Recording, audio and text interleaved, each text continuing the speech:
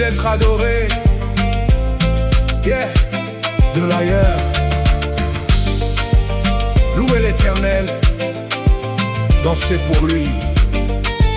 Lancez des cris de triomphe, stérile toi qui n'enfantes pas, car ta bénédiction arrive. Surtout ne pleure pas.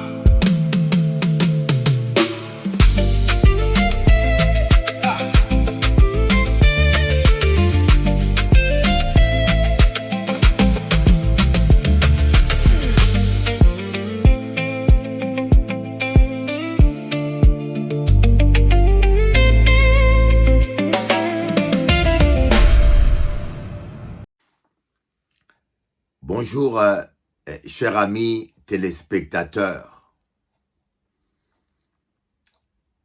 Je suis très content de passer ce moment avec vous. Pour moi, c'est un grand privilège chaque fois que vous m'ouvrez la porte de votre maison, parce que quelque part, je rentre chez vous par la télé. Que Dieu soit béni, que Dieu puisse vous parler, que Dieu puisse vous édifier. Nous allons remercier Dieu pour toute la journée, d'abord qu'il nous a donnée. Remercier Dieu pour la vie qu'il nous a accordée. Remercier Dieu pour tous ses bienfaits. Amen. Merci Seigneur de prendre soin de nous. Merci Seigneur de pouvoir à nos besoins. Merci Seigneur pour la vie, pour la santé. Nous te devons tout. Parce que nous avons compris que tout peut s'arrêter d'un instant à un autre.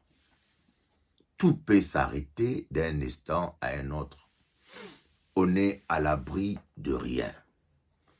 Voilà pourquoi nous te disons merci Seigneur pour tout. Pour tout, pour la vie, pour les enfants, pour la nourriture. Au nom de Jésus, Amen. Alors, j'aimerais vous dire une chose. Je connais un frère. Il n'est plus de ce monde. Il est parti auprès du Seigneur déjà. Mais c'était un chabin martiniquais, un bon papa, un homme très gentil, très doux, très aimant avec sa femme. Il était marié avec une femme qui était pasteur à Martinique. Tout allait bien, il était en bonne santé. Ils avaient tout. Jusqu'à ce qu'un jour, il voit des boutons rouges sur ses pieds. Il va voir le médecin. On lui demande de faire d'examens poussés. Et on va découvrir qu'il avait le cancer des os. Le cancer.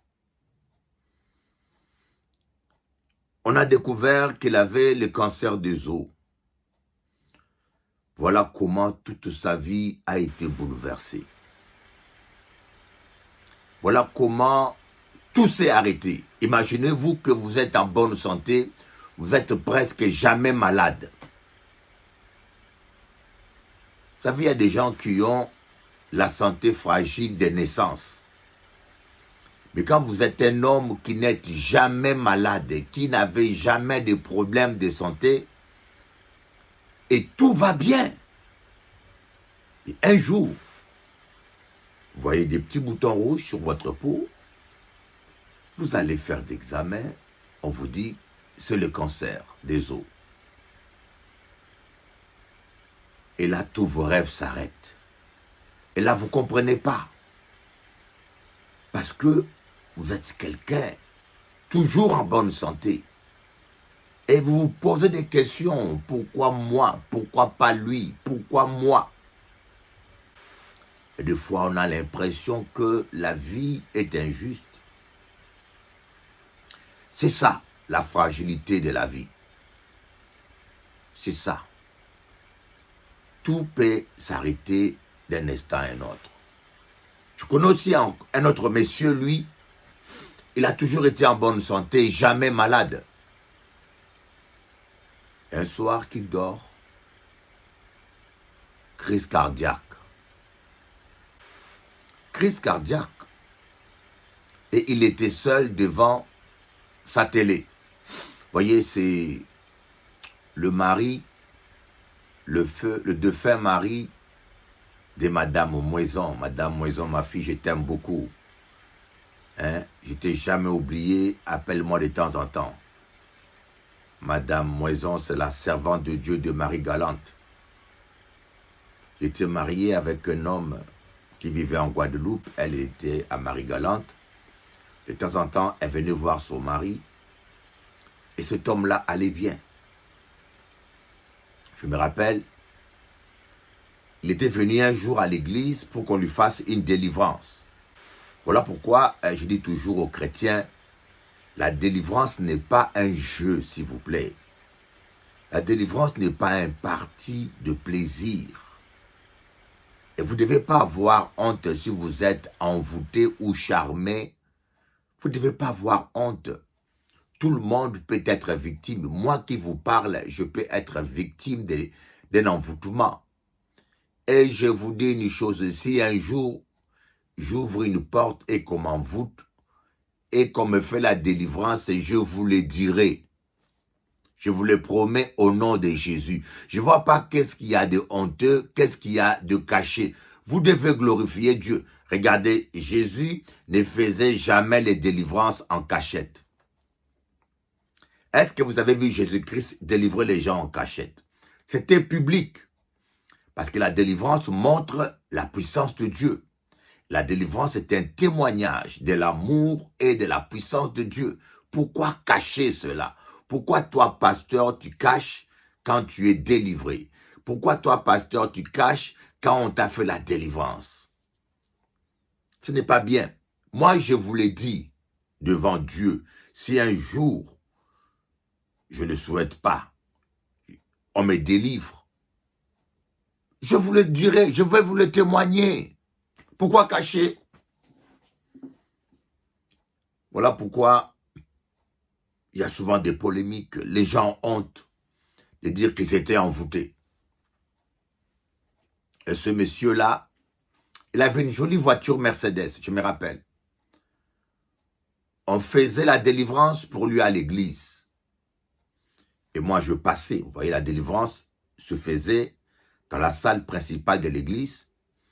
Et mon bureau était au fond de l'église. Une pièce au fond de l'église. Pendant que je partais, je dis à celui qui faisait la délivrance, termine la délivrance aujourd'hui, ne le laisse pas partir sans terminer la délivrance aujourd'hui. Vous savez, il faut toujours obéir aux hommes de Dieu. Et là, je vous parle des vrais hommes de Dieu. Parfois, un homme de Dieu parle, mais les paroles viennent du Saint-Esprit. Mais les gens sont devenus tellement charnels qu'ils n'ont plus de respect de l'homme de Dieu ou du prophète de Dieu. Moi, je suis bishop et prophète. Mais je ne me présente pas toujours avec les titres parce que le plus important, c'est ce que Jésus est. Il est le plus grand, le prophète, le plus grand des bishops. Il est le Seigneur des seigneurs, le roi des rois. À lui revient toute la gloire. Et nous ne sommes que rien du tout. Et je passe. Je dis au frère prophétiquement. Parce que ce frère faisait les délivrances continuellement. Il commençait, il arrêtait. On renvoyait une semaine après. Il faisait ça régulièrement. Mais ce soir-là, dans l'esprit, je le dis, n'arrête pas cette délivrance sans l'avoir terminée. Il m'a dit OK. Et quand je prends ma voiture, je rentre chez moi, il ne m'obéit pas. Il a regardé sa montre. Il dit, je dois rentrer chez moi, me reposer. Il arrête la délivrance, il dit au monsieur, la semaine prochaine. Le pauvre frère se lève, prend sa voiture, il rentre chez lui. Il habitait aux Abîmes, il habitait seul, puisque son épouse était à Marie-Galante. Il s'assoit devant la télé, crise cardiaque, c'était fini. Le lundi, il arrive chez lui, il s'assoit devant la télé, crise cardiaque sur sa chaise devant la télé et c'est fini. Personne n'a pu le voir. Je crois que c'était lundi, mardi et ce mercredi que le pompier ou je ne sais pas qui a découvert son corps assis devant la télé, tout s'est arrêté. J'ai dit à ce frère, qu'est-ce que je t'avais dit? Qu'est-ce que je t'avais dit? N'arrête pas la délivrance. Une autre histoire, encore plus triste. J'en ai 3 témoignages comme ça. Une autre histoire, c'était une Martiniquaise.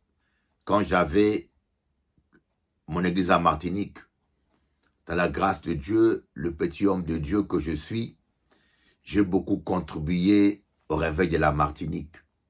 Si aujourd'hui, la Martinique est une terre fertile, les plus grandes églises, c'est mes enfants spirituels qui l'ont, en Martinique. Alors, il y avait une dame qui avait sa fille, qui avait besoin de délivrance. J'étais dimanche dans la salle, je priais pour elle. Je dis au pasteur assistant qui était avec moi, il faut terminer la délivrance. Je lui ai donné un délai. Je lui ai dit, avant lundi ou mardi, tu dois terminer cette délivrance. C'était la parole de connaissance. Je sais que j'ai senti. Vous savez, il y a des choses que vous sentez que vous ne pouvez pas expliquer rationnellement. C'est comme si vous voulez prendre l'avion, vous sentez qu'il ne faut pas le prendre. Ne le prends pas. Vous voulez voyager, vous sentez qu'il ne faut pas voyager. Ne voyagez pas. Il y a des choses, Dieu ne s'explique pas toujours. Dieu vous donne un message. Il vous dit ne sortez pas, ne voyagez pas, ne vous engagez pas à telle affaire. Maintenant, c'est à vous d'obéir. Dieu n'a pas à se justifier. J'ai dit au pasteur, tu termines la délivrance. Le pasteur n'a pas obéi. À l'époque, il était comme ça. Il n'a pas obéi. Le jeudi, je crois bien, si je ne me trompe pas, la dame habitait au 9e étage. La dame a sauté du 9e étage jusqu'au rez-de-chaussée. C'était fini. C'est dans les journaux qu'on a vu cela. C'est dans les journaux. J'ai dit au pasteur, qu'est-ce que je t'avais dit? Et je vous dis, j'ai piqué une crise de colère. Ah oui. Jusqu'aujourd'hui, quand je pense, cela me fait mal. Qu'est-ce que j'avais dit? Tu veux bâtir ton obéissance sur les cadavres des gens? Je n'étais pas du tout content. Vous là qui êtes des pasteurs, ce n'est pas un jeu le ministère. Hein?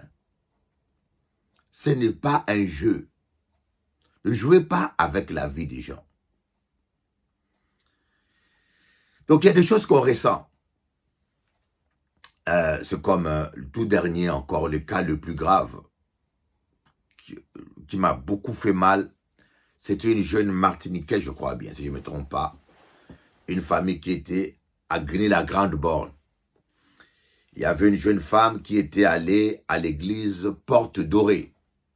Je crois Archange, qui était un grand évangéliste et qui avait le don de guérison, avait prié pour elle. Elle ne marchait pas, elle a commencé à marcher. Mais sauf que il n'y avait pas un don de discernement. La dame avait aussi un esprit de mort qu'ils n'ont pas chassé. Ils ont fait la guérison, parce que Archange avait un don de guérison que tout le monde reconnaît, mais la délivrance n'a pas été faite. Et elle est venue me voir à Grigny, et quand je commençais à prier pour elle, il y avait un esprit de mort en elle. Je priais, mais les démons ne bougeaient pas. Un démon têtu, je priais. Et puis je lui ai dit, bon, il y a des esprits qui ne sortent que par le jeûne et la prière. Donc je lui ai dit, je vais jeûner 3 jours. À l'époque, je jeûnais, j'avais le temps pour jeûner pour une seule personne. Vous voyez ce qui ne va pas dans nos églises aujourd'hui. On fait la délivrance, mais on n'a pas assez d'amour pour payer le prix et jeûner pour les gens. Quand une délivrance jeûne, quand une délivrance traîne, on jeûne. Je suis rentré chez moi, j'ai fait 3 jours de jeûne. On avait rendez-vous le vendredi. 3 jours sans manger, je l'appelle le vendredi. Ma soeur, tu viens pour la délivrance? Elle me répond, ah Bishop, excuse-moi, je suis en train de faire la peinture chez moi, je fais la peinture.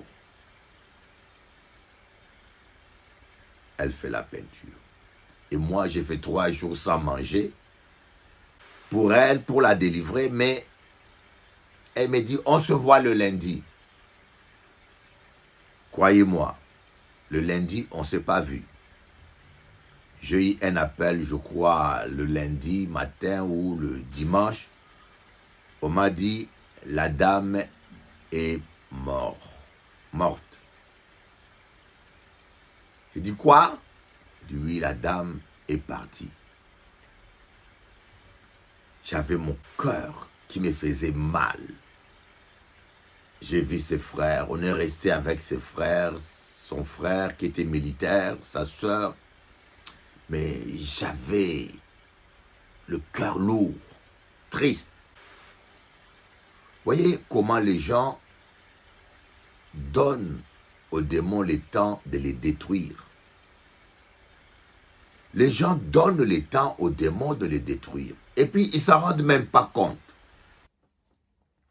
C'est depuis lors que j'ai compris, la délivrance n'est pas un jeu. Un démon n'est pas là pour s'amuser. Il est là pour te détruire. Ne donne pas au démon le temps de te détruire. Plus tu traînes avec une délivrance, plus tu donnes la chance au démon de te détruire. Je me rappelle d'une jeune martiniquaise encore. Il était marié avec Claude. Il s'appelait Claude le frère. C'est un frère que j'aimais beaucoup, un Chabin. Son nom, il y avait Claude dans son nom. Ils habitaient pas loin de Grigny. Je ne sais pas si les gens de l'époque se rappellent de ce couple. Et on a commencé la délivrance de sa femme. On a prié tellement longtemps. Et je me rappelle, les démons disaient, je suis dans son pied. Quand j'ai demandé au démon, où es-tu? Parce que quand on fait une délivrance, parfois, ça ressemble un peu à l'hypnose. La personne est comme hypnotisée. C'est-à-dire que la personne ne sait pas ce qui se passe parfois. Ou bien il attend une conversation de loin. Mais le démon qui est dans la personne prend le volant. Prend le contrôle de la mémoire, de la bouche. Et le démon parle directement. Je vous avais dit que l'homme est un esprit qui habite un corps. Donc, le démon qui est dans une personne habite ou dans son âme ou dans son corps. Mais quand on commence à faire une délivrance, l'homme a le contrôle de son corps. Mais parfois, certaines personnes perdent le contrôle de leur corps. Ils sont comme hypnotisés ou endormis. Alors maintenant, c'est le démon maintenant lui-même qui parle directement. Et je dis au démon, où tu es? Il me dit, je suis dans son pied. J'étais encore jeune dans la délivrance. Je n'avais pas encore assez d'expérience. On chasse, ça traîne. Et un jour, il y a eu un petit problème, ou je ne sais pas s'il y avait un problème ou quoi. Le frère et la sœur ont quitté l'église, sans que la dame ne soit délivrée. C'est toujours le problème. vous prenez les choses de Dieu à la légère. C'est comme si tu vas voir un médecin, il trouve en toi un fibrome, il dit on doit t'opérer, et toi tu vas pas. Mais tu en paieras un jour les conséquences. Si la fibrome s'éclate dans ton ventre à la maison, et les pompiers viennent en retard, c'est fini. Et ce frère a quitté l'église avec sa femme. Ils sont allés dans une église traditionnelle où il n'y a pas de délivrance. Et personne n'a fait la délivrance de la dame. 10 ans après, j'apprends, Bishop Eli, tu connais la sœur pour laquelle tu priais là. Elle est dans le coma. Elle est maintenant comme une plante. Je dis, quoi? Telle sœur m'a dit oui. Je dis, mais qu'est-ce qui s'est passé? Il y avait un caillou de sang dans son pied. Là où le démon disait, je suis dans son pied. Donc on m'a dit, il y avait un caillou dans son pied, caillou de sang. Je me suis rappelé de ce que les démons disaient, je suis dans son pied. Et ce caillou a eu le temps de remonter, et puis son cerveau a pété. Elle est devenue comme une plante. Maintenant, elle n'est plus de ce monde. C'est là où je me suis rappelé, le démon disait, je suis dans son pied. Ah, j'ai dit, si on avait pu terminer la délivrance, elle serait toujours là. Mais qu'est-ce qu'on peut faire? Quand tu ne prends pas soin de toi, qui va prendre soin de toi? Quand on commence une délivrance, toi tu négliges. Vous voyez, c'est pour cela que je parle même des esprits de charme. Des esprits, il y en a plusieurs. Mais les démons de charme, par exemple,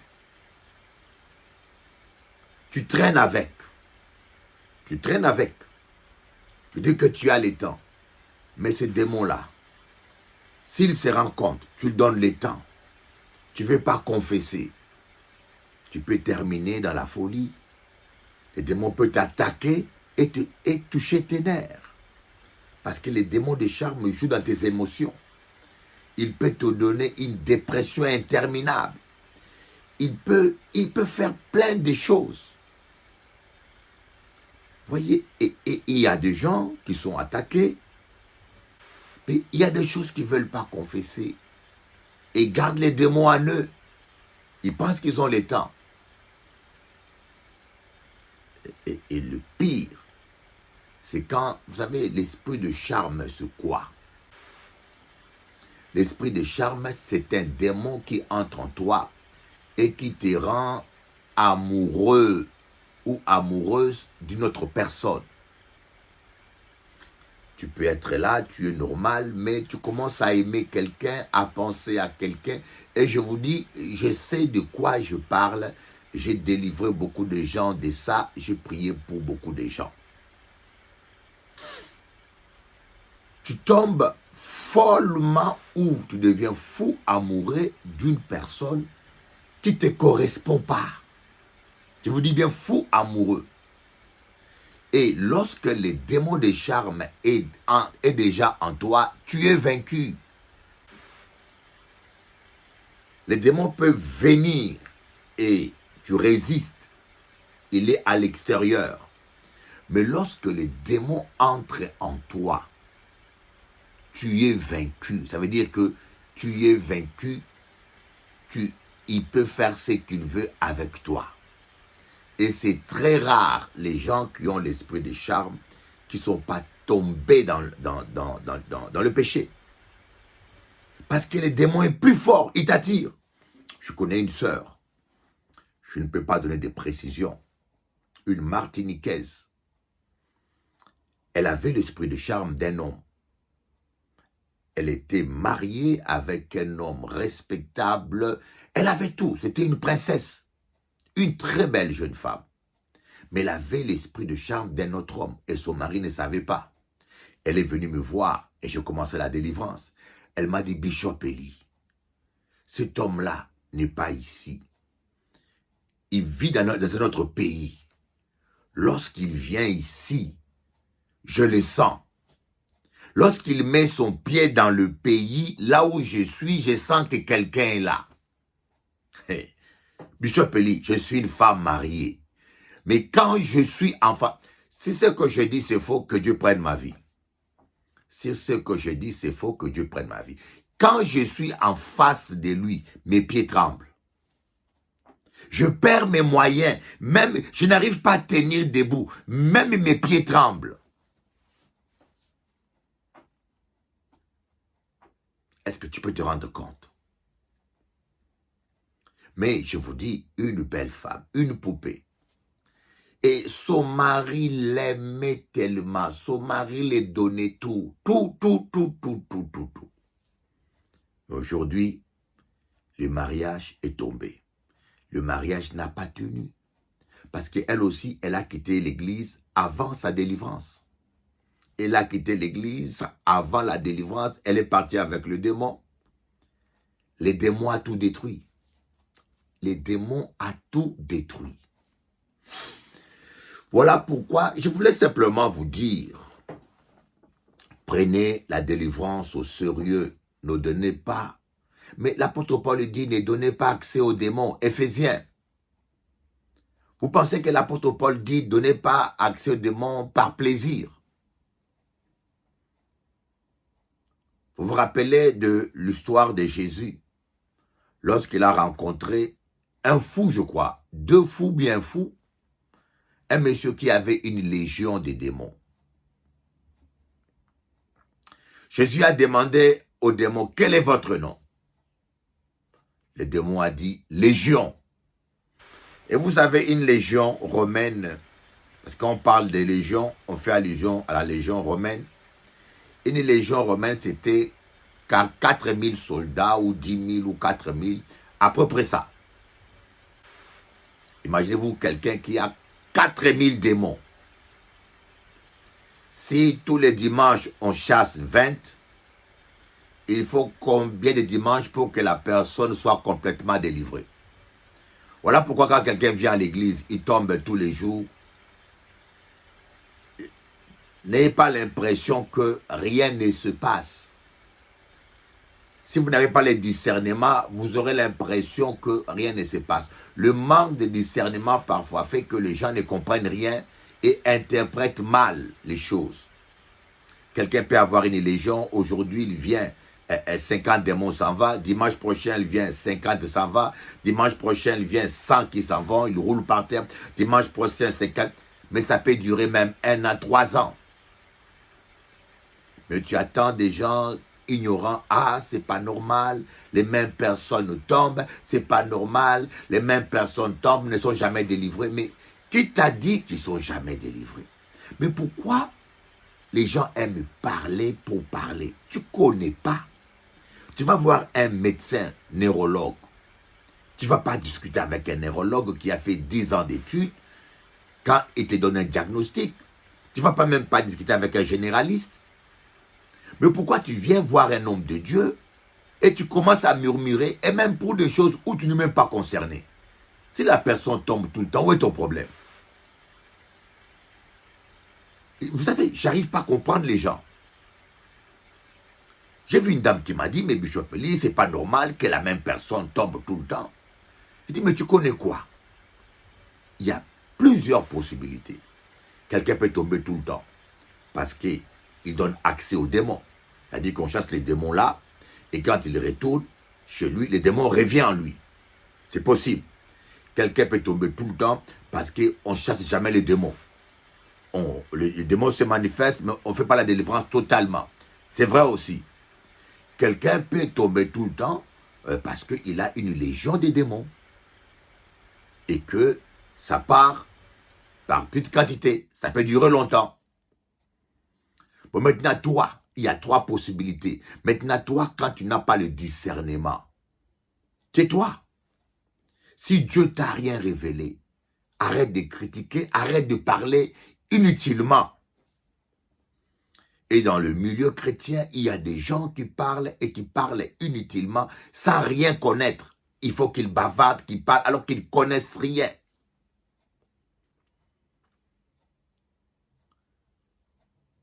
Voilà comment, je vous l'ai dit, ne donnez pas le temps aux démons pour qu'il détruise votre bonheur, votre foyer, vos enfants et votre vie.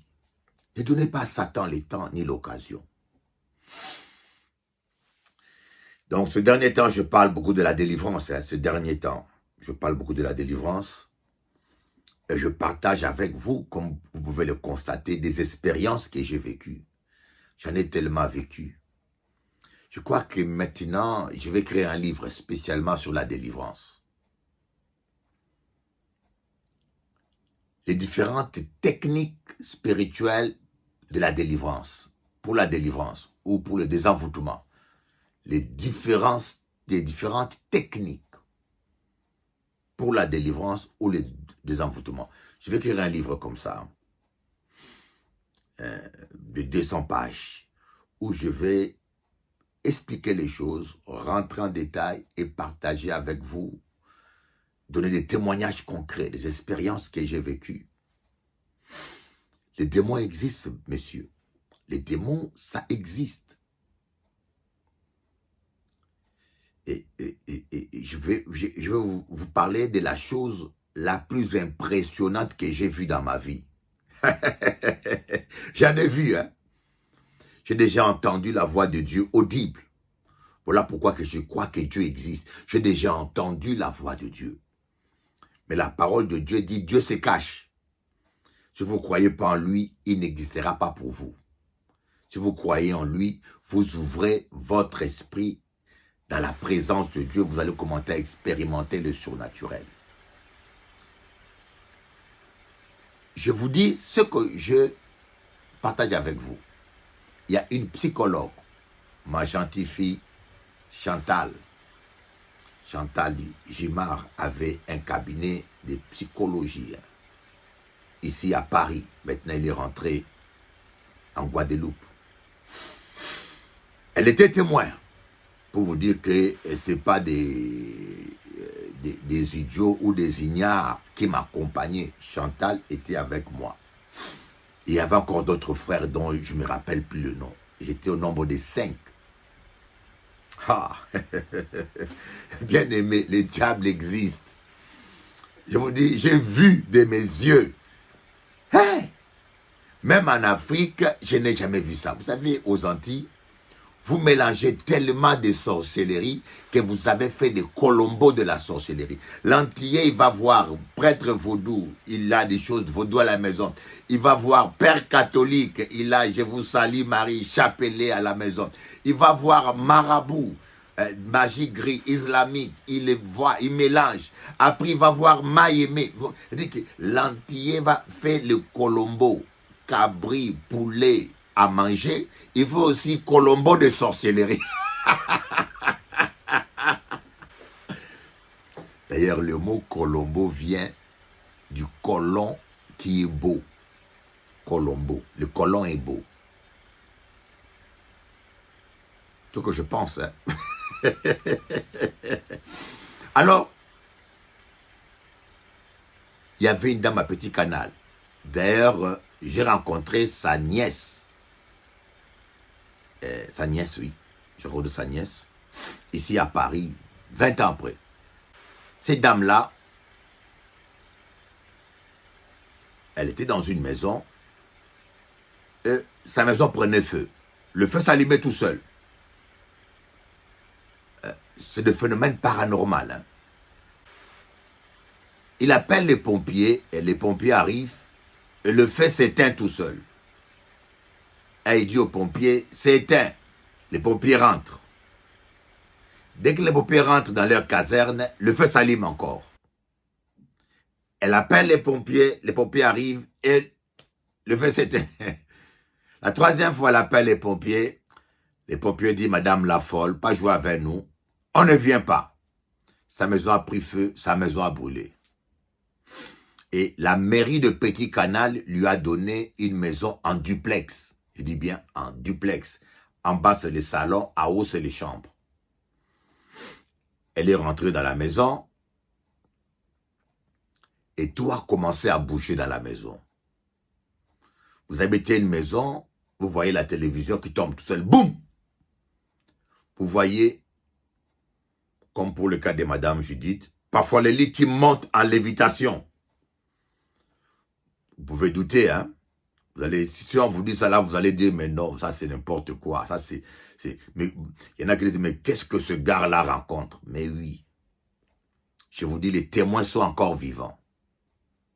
Les témoins sont vivants. Il y avait au moins 5 témoins. Je me rappelle de un. Alors, à l'époque, les gens m'appelaient en Guadeloupe de partout et j'en avais marre.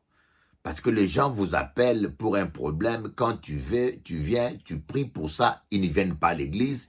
Ils ne donnent pas leur vie à Jésus. Alors, je me suis dit, ces gens-là me prennent pour un Kimboiser à bon Dieu. J'en ai marre. Et la dame m'a appelé, j'ai dit, je viens. J'ai dit, ok, j'ai raccroché, j'ai dit, ça suffit maintenant. Vous me faites dépenser l'essence parce que moi, je ne fais payer rien. Donc, je dépense mon essence, je perds mon temps, je prie pour toi et je rentre chez moi. Tu donnes pas ta vie à Jésus, tu cherches que ton bien-être. Moi, je suis pas un marabout. Je suis là pour vous apporter la bonne nouvelle de Jésus-Christ. Alors, je n'ai pas voulu y aller. Et en fin de compte, 3 jours après, on m'appelle. Le père de la fille me dit, Bishop Eli, si tu ne viens pas là, ma fille part. Bishop Eli, si tu ne viens pas, ma fille meurt. C'est grave. Je prends ma voiture, je vais à Petit Canal. J'arrive chez le père, bien aimé.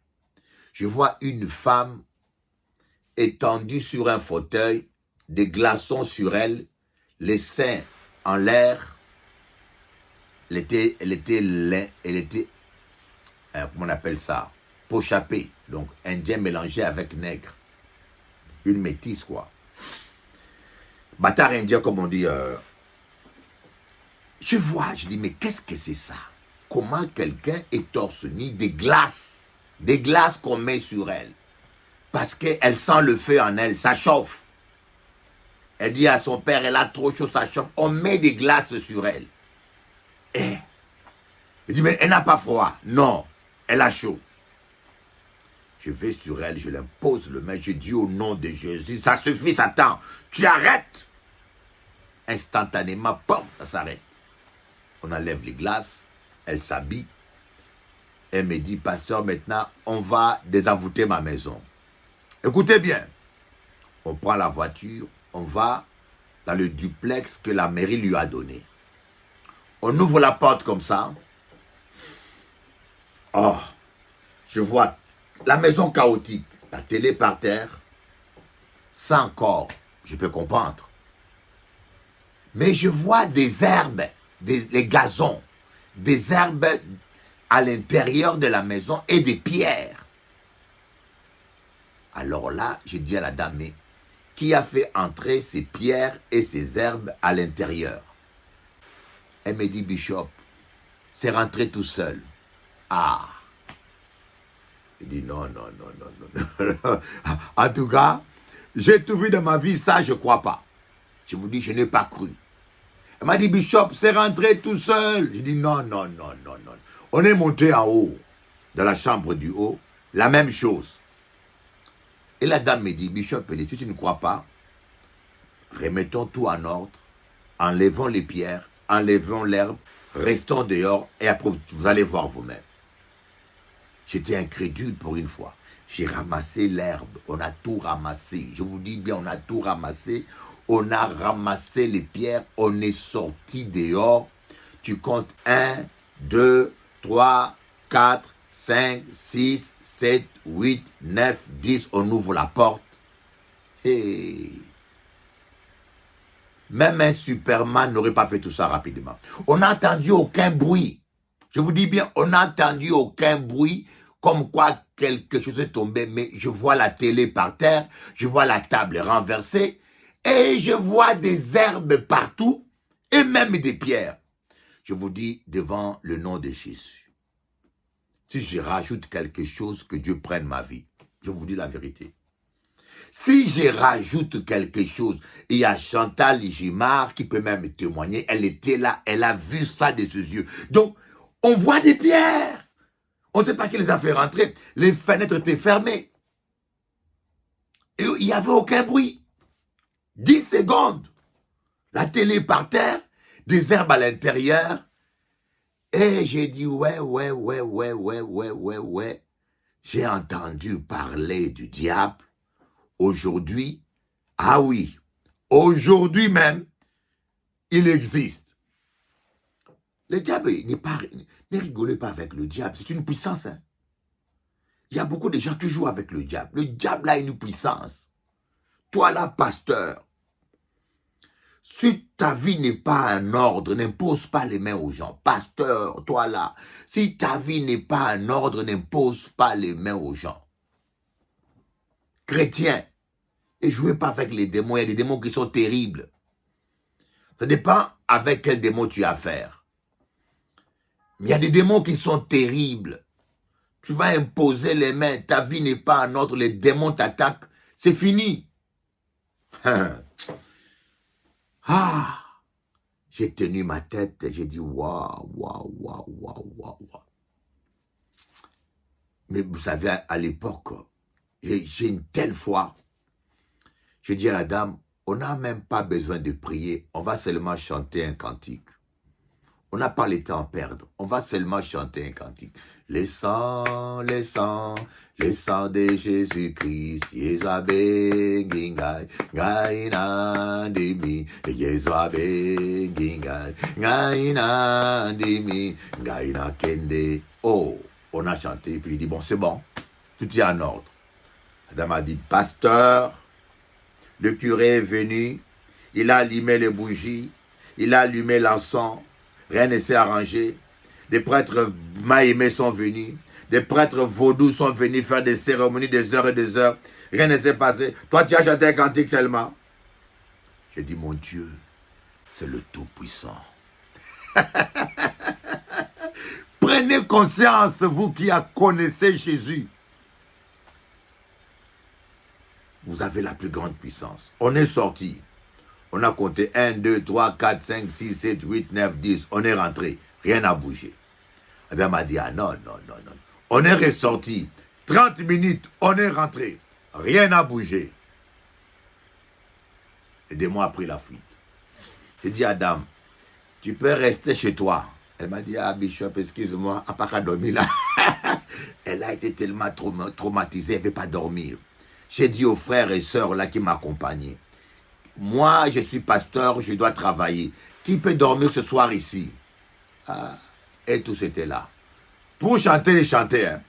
Mais pour rester là, personne n'a voulu dormir là. J'ai dit, bien, on ferme ma clé. Ça, c'est une expérience. Non. C'est pas qu'on m'a dit. C'est pas que j'ai lu. J'ai lu. Je l'ai vu de mes yeux. Je l'ai vu de mes yeux. Et encore, je vous dis bien, il y a des témoins. Et pas n'importe quel témoin, des psychologues, des médecins. Ils étaient avec moi. Le diable existe. Mais je vous dis, Jésus, il est le Tout-Puissant. Voilà pourquoi je ne peux pas comprendre aujourd'hui des chrétiens qui vont voir un prêtre vaudou. Vous ne savez pas que les prêtres vaudous travaillent avec le diable. C'est des satanistes, des malpropres. Prêtres vaudous, les marabouts qui abusent des femmes mariées. Combien d'antillaises on a abusé d'elles. Hein? Je ne veux pas dire le mot. Hein? C'est un abus, on appelle ça abus par manipulation. V par manipulation. Si vous êtes une femme et qu'un marabout ou un pasteur vous a demandé de coucher avec lui pour un bien spirituel, vous pouvez porter plainte, il sera arrêté. C'est un abus par manipulation. C'est puni par la loi. C'est puni par la loi. N'ayez pas peur d'eux. Si vous connaissez un marabout, surtout un prêtre vaudou, ils ne font que ça, ces prêtres vaudous-là. Moi, je suis prêt à payer l'avocat pour vous. J'ai des avocats que je connais qui sont prêts à vous défendre.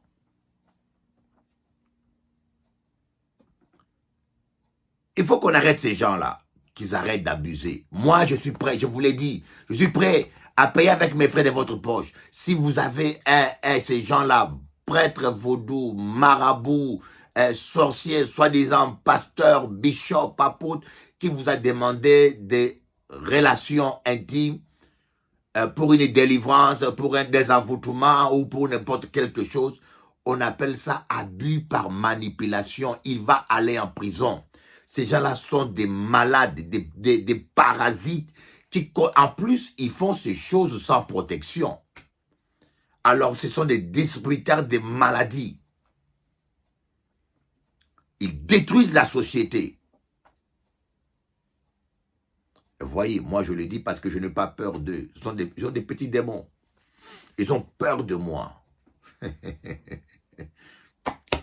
Jésus habite en moi. Alléluia. N'ayez pas peur d'eux. Voilà un peu ce de quoi je voulais parler avec vous. Alors, que Dieu vous bénisse. Que Dieu vous bénisse. On va écouter ce chant que j'ai écrit ce matin. Je l'ai écrit ce matin. On va écouter. Amen. Et il parle des ennemis.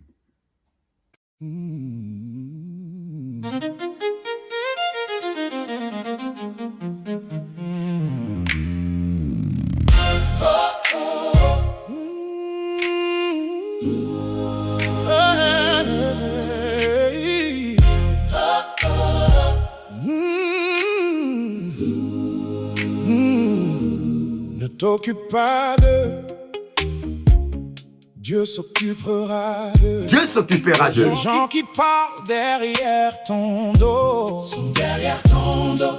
On ne jette des pierres que sur un arbre qui porte du fruit. Les chiens aboient, mais la caravane passe. Laisse-les parler. Dieu te défendra.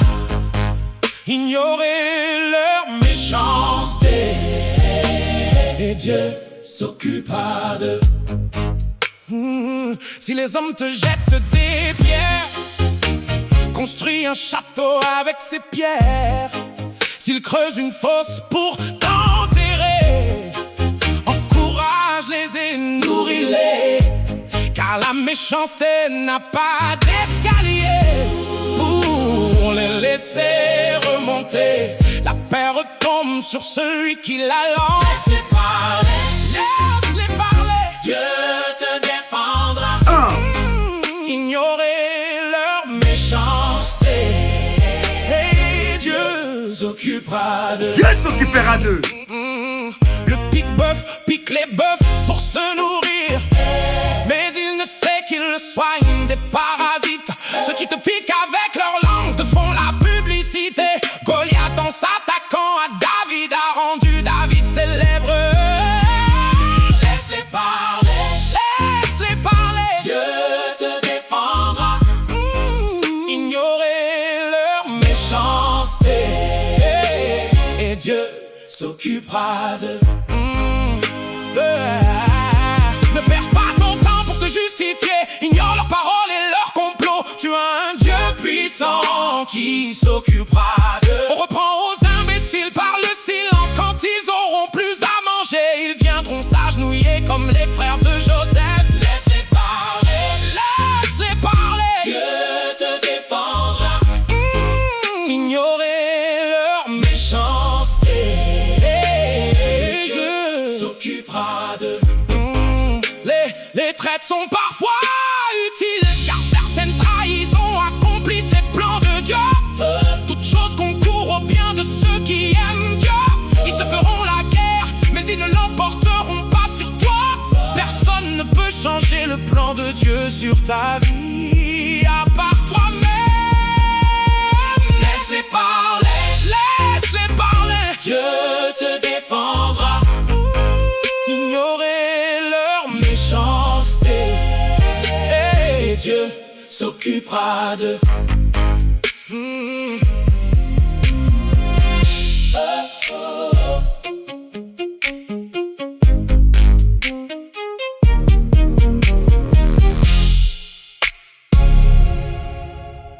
Et leur méchanceté et Dieu s'occupera d'eux.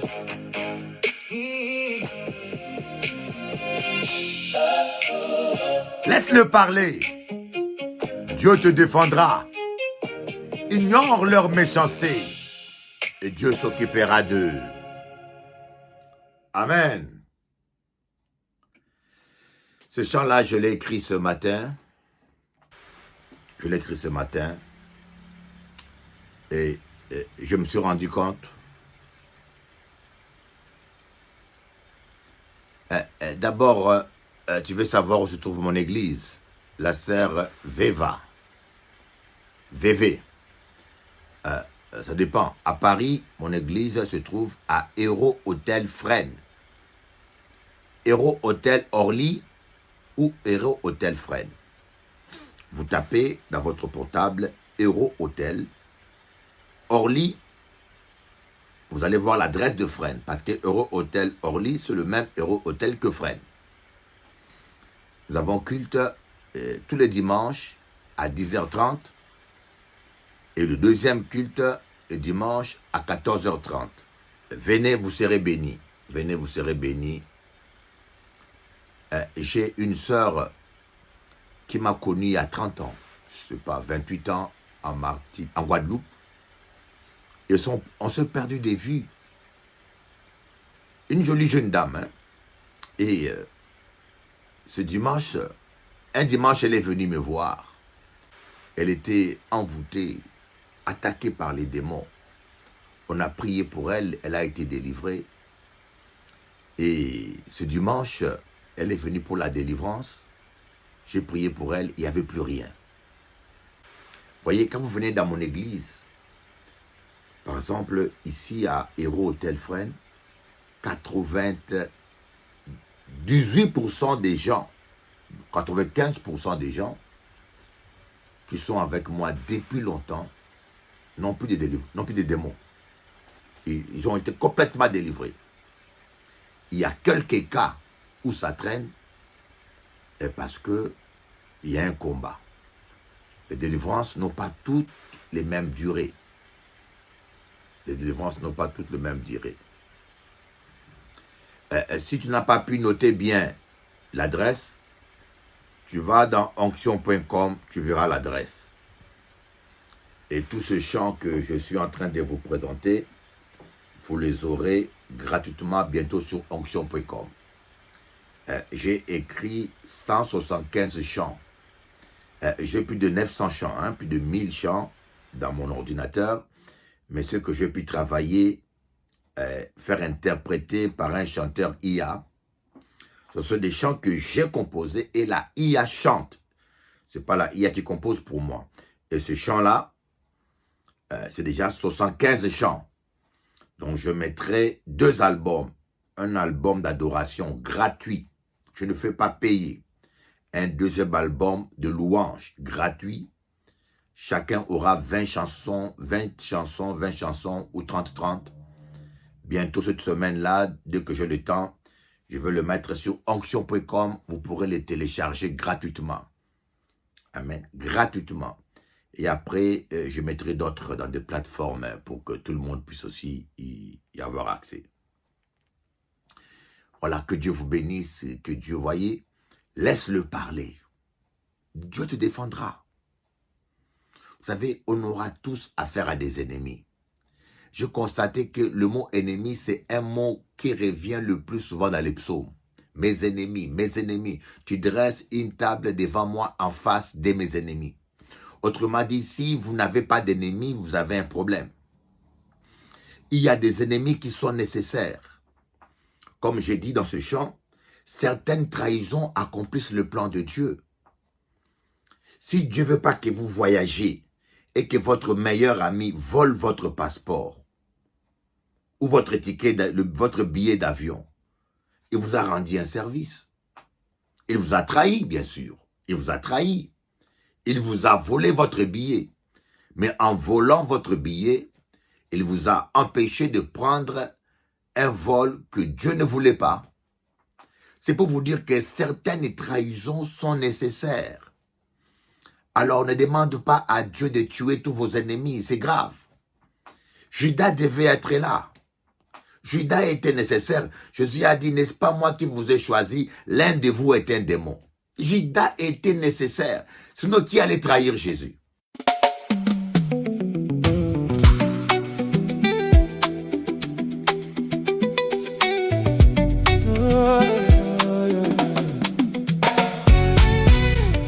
Éloigne-toi du péché, sanctifie-toi mon frère, si tu veux plaire à Dieu. Oh, crucifie ta chair, c'est ce que Dieu demande de toi, et l'Esprit de Dieu t'utilisera. Je vous encourage donc, frères et sœurs, par les compassions de Dieu, à offrir votre corps comme un sacrifice vivant, saint, agréable à Dieu. Ce sera de votre part un culte raisonnable.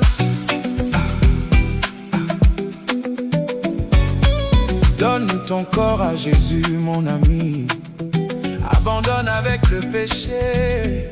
Abandonne la méchanceté dans ta vie.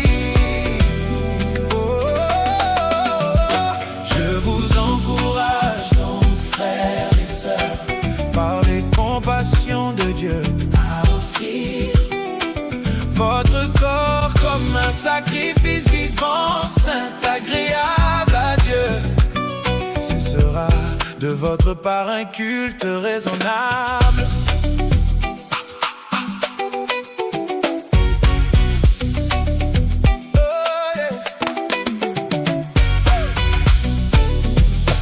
Soit autre péché qu'un autre homme peut commettre, c'est en dehors de son corps.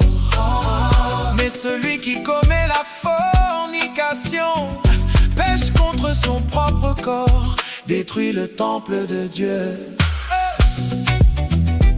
Sainteté, chrétien, cherche d'abord la sainteté avant de t'approcher de Dieu.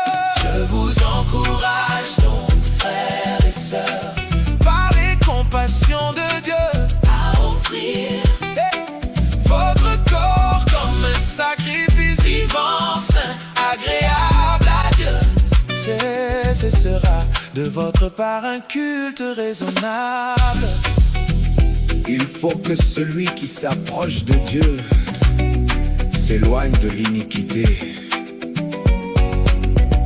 N'oubliez pas que Dieu est amour, mais il est aussi un feu dévorant.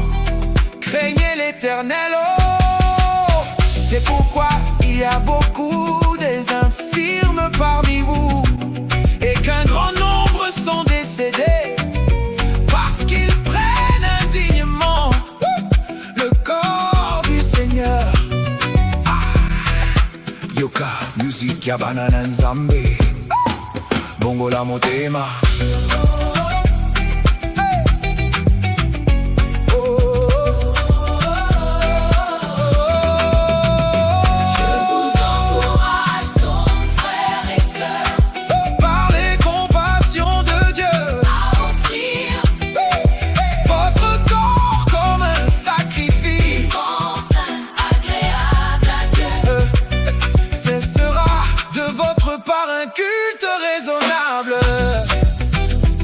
En ce temps-là, beaucoup me diront: n'avons-nous pas prophétisé? N'avons-nous pas chassé les démons? N'avons-nous pas guéri des malades? Je leur dirai: retirez-vous de moi, vous qui commettez l'iniquité. Je ne vous ai jamais connu. Repens-toi, le titre ne sauve pas. La Bible dit: celui qui aime est né de Dieu. La Bible n'a jamais dit que celui qui est bishop ou pasteur ou chrétien ou choriste est né de Dieu.